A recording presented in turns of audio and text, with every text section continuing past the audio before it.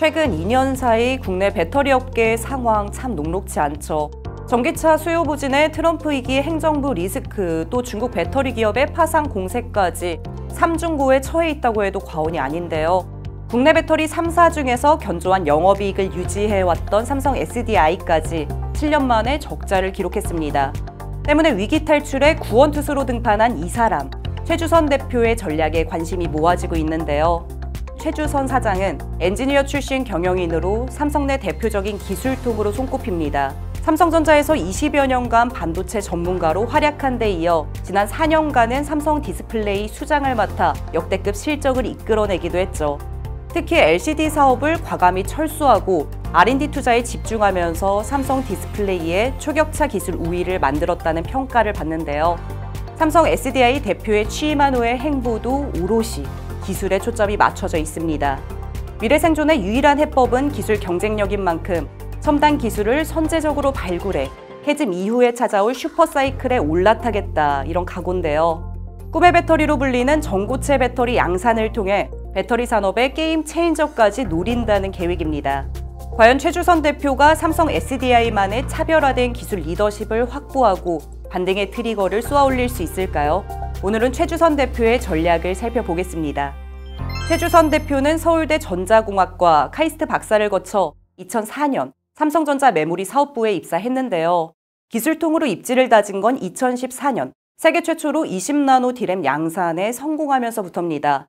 D램 미세화의 한계를 넘은 이 혁신 기술 덕분에 삼성은 경쟁업체와의 격차를 크게 벌렸고요. 당시 D램 개발 실장이던 최주선 대표는 이 성과를 인정받아 부사장으로 전격 승진했는데요. 이후 DS 부문 미주 총괄 등을 거친 최 대표는 2020년 삼성 디스플레이 수장에 오르게 됩니다. 당시 삼성 디스플레이의 주력이던 LCD 사업은 중국의 저가 공세로 인해 수익성이 악화되던 상황, 최주선 대표는 과감한 결단을 내렸죠. 30년간 이어왔던 LCD 사업에서 발을 빼고 새로운 먹거리인 중소형 올레드에 집중, 발빠른 체질 개선에 나선 건데요. 결단은 신의 한 수가 됐습니다. 이후 디스플레이 시장이 올레드 중심으로 돌아가면서 삼성 디스플레이는 스마트폰용 올레드 세계 최대 공급사에 등극했고요. 세계 최초의 퀀텀 닷 올레드 등 잇따른 혁신 제품을 내놓으면서 부임 당시 2조 원대였던 영업이익은 2023년 5조 5천억 원대까지 늘어났습니다. 기술 전문성은 물론 시장의 흐름을 읽는 전략까지 갖췄다, 이런 평가를 받게 된 배경인데요. 반도체와 디스플레이에 이어 배터리 사업의 소방수로 낙점된 최주선 대표, 위기 반등의 전략은 뭘까요? 일단은 ESS 시장을 적극 공략해 전기차 캐즘의 보릿고개를 넘겠다는 겁니다. 에너지 저장 장치 ESS 시장은 AI 데이터 센터 전력 수요가 늘어나면서 미국에서 고성장세를 보이고 있죠. 삼성 SDI는 생산 능력의 90%에 달하는 수주를 이미 확보한 상태고요. 세계 1위 ESS 기업인 미국 플루언스사에 배터리를 공급 중인 것으로 알려져 있습니다. 앞으로 전기차용 라인을 전환해 ESS 생산 능력을 20% 이상 늘리고 성능 업그레이드한 제품을 통해 수주도 확대한다는 계획인데요. 하지만 ESS 시장은 전기차 배터리에 비하면 시장 규모가 3배 이상 적죠. 때문에 단기적인 처방은 될 수 있지만 결국 진짜 승패는 전기차 배터리에서 판가름이 날 수밖에 없습니다. 이를 위한 최주선 대표의 전략, 바로 전기차 배터리 제품군의 다변화인데요. 그 대표적인 기대주가 46파이 원통형 배터리입니다. 기존 배터리 대비 에너지 밀도와 출력을 대폭 향상시킨 제품으로 원가 절감 및 효율성이 뛰어나다고 하죠. 최주선 대표는 고객사를 확보해 이미 샘플을 제출했고 양산도 시작할 예정이라고 밝혔는데요. 다만 이 분야에서는 LG 엔소리, 테슬라와 벤츠, 리비안 등 고객사 확보 측면에서 더 앞서고 있는 게 사실입니다. 최주선 대표가 양산에 이어 완성차 고객사를 얼마나 빨리 늘려갈 수 있느냐가 중요한 관건이 될 텐데요. 그런데 최주선 대표가 원통형 배터리에 집중하는 이유는 따로 있죠. 전기차뿐 아니라 로봇, 에너지 저장 장치 등 다양한 응용처로 확장하기 위해서인데요. 특히 로봇 산업의 경우 로봇 전용 배터리가 없는 상태고요. 협소한 공간에 작은 셀을 맞춰 넣어야 하기 때문에 원통형 배터리 선호도가 높다고 합니다. 과연 원통형 배터리로 휴머노이드 로봇이라는 새로운 먹거리를 확보할 수 있을지 지켜봐야 할 텐데요. 최주선 대표의 또 다른 배터리 라인업, 프리미엄 각형 배터리와 저가형 LFP입니다. 사실 각형 배터리는 삼성 SDI의 자존심이기도 하죠.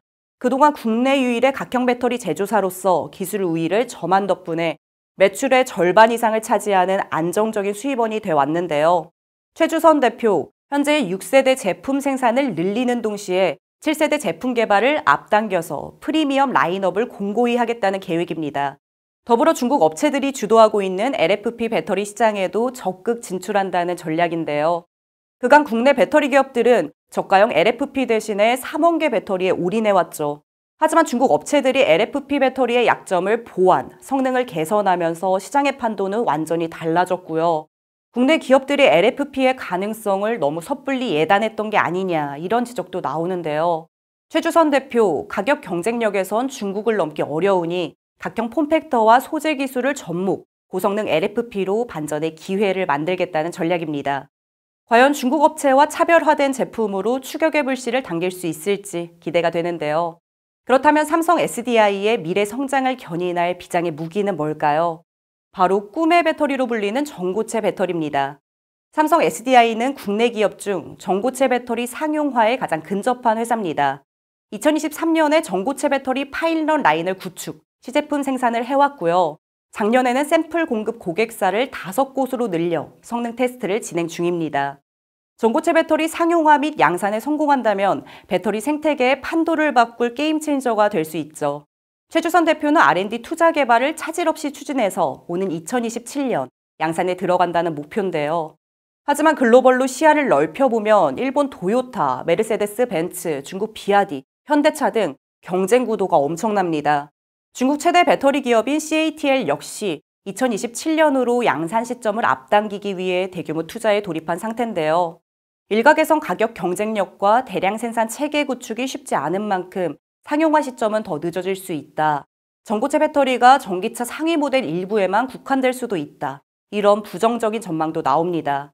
그렇지만 기술 난이도가 높은 만큼 양산에 성공한 기업의 시장 장악력은 커질 수밖에 없을 텐데요.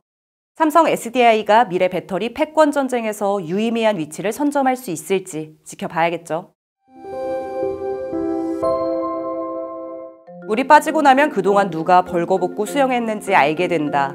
임직원들과의 대화에서 최주선 사장은 워렌 버핏의 이 명언을 언급했죠. 준비를 잘한 기업은 좋은 시절이 오면 더 많은 혜택을 얻을 수 있으니 캐즘 이후를 열심히 준비해 진정한 승자가 되겠다. 이런 의지인데요. 최근 국내 배터리 업계엔 반등의 기회가 될 좋은 소식도 들리고 있죠.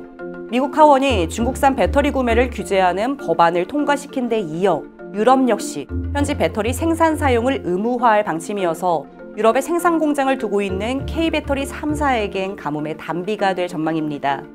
결국 관건은 캐즘이 끝나고 진짜 슈퍼사이클이 돌아올 때 얼만큼의 기술 경쟁력을 갖췄느냐일 텐데요. 최주선 대표가 차별화된 기술 리더십을 통해 캐즘 이후에 진짜 승자가 될 수 있을지 함께 지켜봐 주시죠.